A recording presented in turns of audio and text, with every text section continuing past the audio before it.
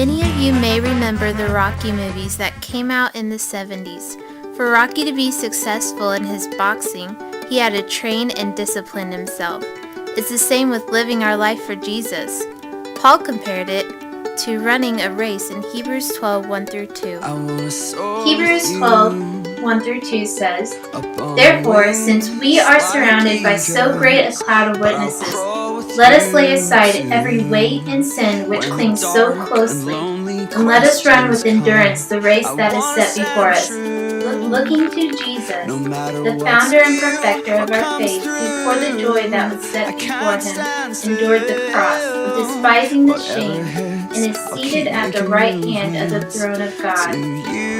I myself have ran a full marathon, 3 half marathons, and am in the middle of training for another half marathon. The principles for running a race like a half marathon are very similar for running your race spiritually for Jesus. You need professional shoes, the right outfit, to get enough sleep, eat the right food, and to train and practice continually. Even while running, you position yourself for breathing and check the posture of your back. All these things require time, money, discipline, and requiring knowledge on how to help your running. Your life centers around this training. So if you slack in any of these areas, it's going to make training miserable for you, and it will cut you short of finishing well. I ate just 2 brownies, not even a whole batch of brownies, it's just 2 brownies. 30 minutes later, I go running, and I get sick. I throw up twice on my run, and my stomach felt horrible, and I couldn't even finish. All I was doing was 2 miles. I couldn't even finish it. So that's just a point that what you eat makes a difference on your training. Paul has the same understanding when he said to lay aside every hindrance, every sin. So we need to look in our lives and ask, what is hindering us? What sin do we need to repent of? Jesus, knowing the effects of sin, said in Matthew 5:29-30, "And if your right eye causes you to sin, tear it out and throw it away. For it is better that you lose one of your members than that your whole body be thrown into hell. And if your right hand causes you to sin, cut it off and throw it away.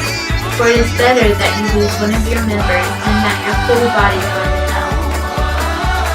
Paul supports this saying in Ephesians 4:22-24, "To put off your old self, which belongs to your former manner of life, and is corrupt through deceitful desires, and to be renewed in the spirit of your minds, and to put on the new self, created after the likeness of God in true righteousness and holiness."